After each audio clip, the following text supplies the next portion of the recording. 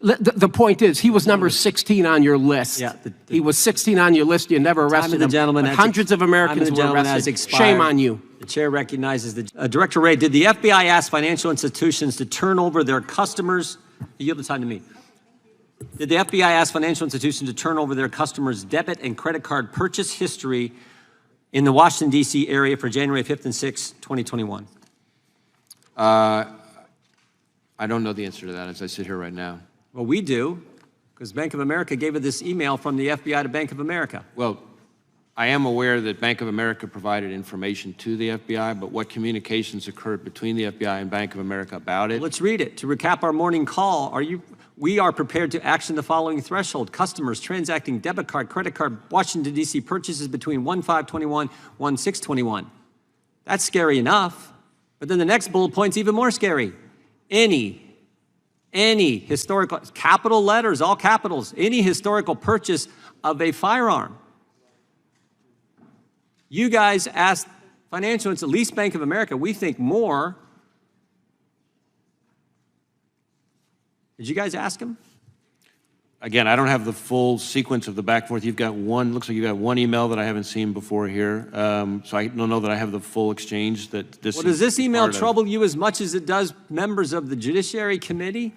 That the FBI is asking for every single, I mean, we had members of Congress here that week, first time they're getting sworn in as a new member of Congress, their family in town, and you're sweeping, and they may happen to be a customer of Bank of America, and you're sweeping up every debit and credit card purchase of their family who were in town that week because their husband or their dad or their mom is getting sworn in as a new member of Congress. And then you're also saying, overlaying that information with, did this person buy a firearm?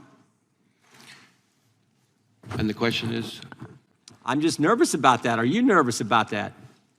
As I think I've testified before, my understanding is that our engagement with Bank of America was fully lawful, but that we recalled the leads that were cut to field offices. If it's lawful, that was my next point. If it's lawful, why did you say we're not going to use these leads? That's what Mr. Jensen testified to when we deposed him, the director of the terrorism unit at the FBI. That's what he testified to. Why did you not use the leads if it was lawful to get the information? Well, there are Chairman, it's 1 minute and 18 seconds over time. Sir, there are plenty of times where there are things that we lawfully can do, but that we decide is better that we not do. And I think that's what happened. The idea that Mr. Massey said earlier, the idea that this is lawful, that you can ask this is scary. This is something else we're going to have to change. With that, I would yield to the gentlelady recognize the gentlelady from, well, we got a unanimous consent request from Mr. Moore. Mr. Chairman, yes, the Wall Street Journal article I'd like to enter into the record says Republicans eye sweet home for new FBI headquarters in Alabama.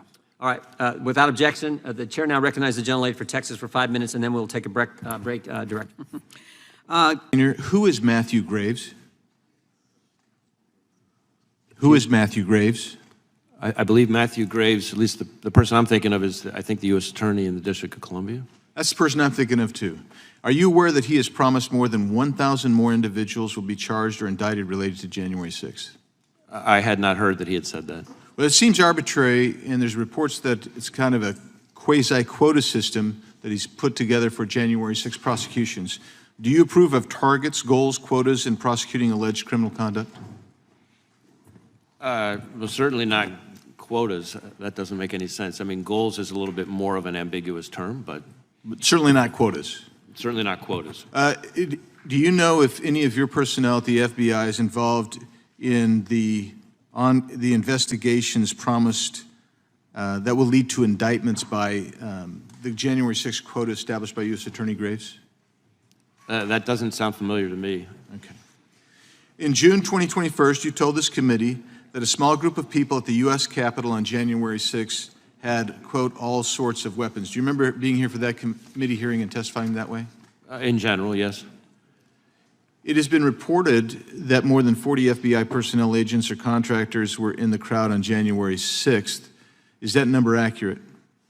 I don't know if that number is accurate. Former Capitol Police Chief Stephen Sun reportedly has asserted that the protest crowd was filled with federal agents. Are you aware of his assertion? I am not. Would you agree with him that it was filled with federal agents? on January 6th? I would really have to see more closely exactly what he said and get the full context to be able to evaluate it. How many agents were actually, agents or human resources were present at the Capitol complex and vicinity on January 6th? Well, again, it's going to get confusing because it depends on when we deployed and responded to the breach that occurred. Obviously, how many were under federal agents? Sure. Yeah, you're talking, conduct. and you and I both know what we're talking different things here. And please don't distract here because we're focusing on those who were there in an undercover capacity on January 6th. How many were there? Again, I'm not sure that I can give you that number as I sit here. I'm not sure there were undercover agents on scene. I find that kind of a remarkable statement, Director. At this point, you don't know whether there were undercover federal agents, FBI agents in the crowd or in the Capitol on January 6th. I say that because I want to be very careful. There have been a number of court filings related to some of these topics, and I want to make sure that I stick within what's in. I understand that, but I thought I heard you say you didn't know whether there were FBI agents or informants or human sources in the Capitol or in the vicinity on January 6th. Did I misunderstand you? I thought that's what you said. Well, I referred very specifically to undercover agents. Yeah. And so are you acknowledging then there were undercover agents? As I sit here right now, I do not believe there were undercover agents on scene, Any FBI assets? agents. Did you have any assets present that day in the crowd? When it comes to what you're calling assets or what we would call confidential human sources, that's a place where, again, I want to be careful, much as I said in response to an earlier question. There are court filings that I think speak to this that I'm happy to make sure we get to you, assuming they're not under seal. And that can better answer the question than I can as I sit here right now. In the same June 2021 committee hearing, you told us that the FISA court, quote, approved FBI procedures, minimization procedures, collection and procedures, querying procedures, did not find misconduct, close quote. That's what you said. Specifically, you said the FISC found no misconduct. Yet 3 months later, the Inspector General found widespread problems in FBI's FISA applications, raising serious questions about the FBI review process of applications, including hundreds of examples of noncompliance with Woods procedures, for example. And we know that from December 2020 to November 2021, the FBI conducted 3.4 million warrantless searches of U.S. data under FISA. 3.4 million. Up nearly triple the amount of the previous year, and it got worse as you were telling us there was nothing to worry about. But now your reforms have produced about reduced it down to 119,000, over 200,000 total, but 119,000 discrete Americans. That just doesn't seem like you've accomplished much there if you have 119,000 illegal searches and queries under FISA. I'll yield back. Gentleman yields back. Gentleman from California is recognized.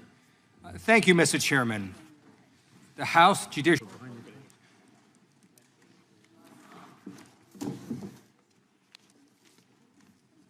Chair now recognizes himself for an opening statement. 8 days ago on July 4th in the Western District of Louisiana, the court found that the federal government suppressed Americans' First Amendment free speech rights.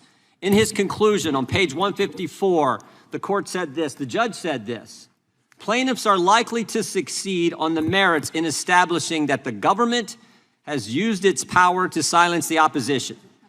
Opposition to COVID-19 vaccines, opposition to COVID-19 masking and lockdowns, opposition to the lab leak theory of COVID-19, opposition to the validity of the 2020 election, opposition to President Biden's policies, statements that the Hunter Biden laptop was true, and opposition to policies of the government officials in power. All were suppressed. It is quite telling that each example or category of suppressed speech was conservative in nature. The court further writes, the United States government seems to have assumed a role similar to an Orwellian ministry of truth. Specific to the FBI, the court said this: the FBI's failure to alert social media companies that the Biden laptop story was real and not Russian disinformation is particularly troubling. The FBI had the laptop in their possession since December 2019 and had warned social media companies repeatedly to look out for, quote, hack and dump operation by the Russians prior to the 2020 election.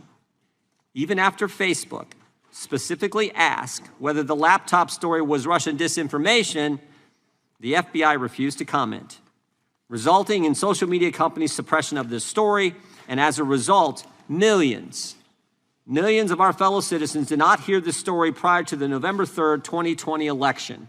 Additionally, the FBI was included in industry meetings, bilateral meetings, received and forwarded alleged misinformation to social media companies, and actually misled companies in regard to the laptop story.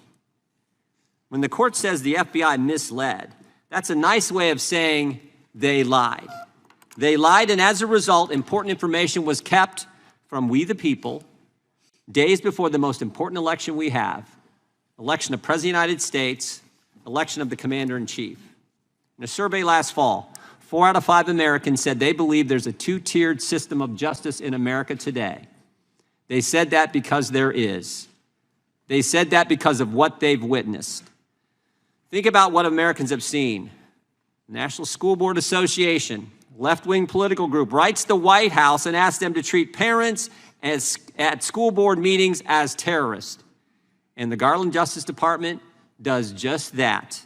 They put together a memo, set up a dedicated line of threat communication, a snitch line on parents. As a result, parents get investigated by our FBI, get a threat tag associated with their name, 25 of them, because whistleblowers came and told us were investigated by the Federal Bureau of Investigation. Americans have seen the FBI's Richmond field office put together a memorandum saying pro-life Catholics are extremists. They've seen 20 FBI agents, SWAT team members, show up at the home of Mark Houck and arrest him in front of his wife and 7 children, even though he had indicated he'd be happy to turn himself in. And what was he arrested for? Him and his 12-year-old son were praying outside an abortion facility. Some guy starts screaming in his son's face, and he did what frankly any dad would do, defended his child. What's interesting is the National School Board Association apologized for the letter, but the Attorney General refuses to rescind his directive.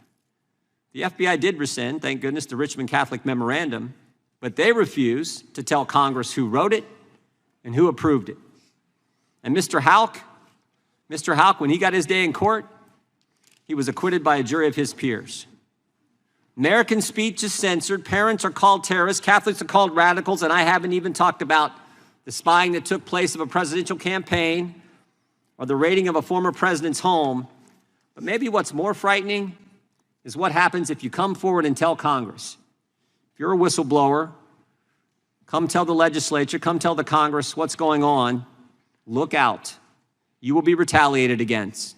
Ask Garrett O'Boyle, who told Congress about these issues.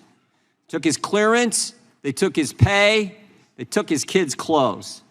Ask Gary Shapley, 14-year veteran at the IRS, handled some of the biggest international tax fraud cases at the agency. He comes forward, and the Justice Department kicks him off the case. But here's what's truly unbelievable. Here's what's amazing. With all that history, with all that, the Justice Department and the FBI want the taxpayers they censored, the parents they labeled, the pro-life Catholics they called radical, they want them to pay for a new FBI headquarters. And they want FISA reauthorization of the 702 program in its current form. It's in the director's opening statement. I mean, you can't make this stuff up. There are 204,000 reasons why Republicans will oppose FISA reauthorization in its current form. 204,000 times the FBI improperly searched the 702 database. And unlike the FBI censorship, in the court's opinion, that was focused on conservatives, the FBI's illegal scrutiny wasn't just limited to conservatives. BLM supporters were illegally scrutinized by the FBI as well. And I hope our Democrat friends will join us in opposing reauthorization of Section 702 the way it's currently done. And I think they will. And I hope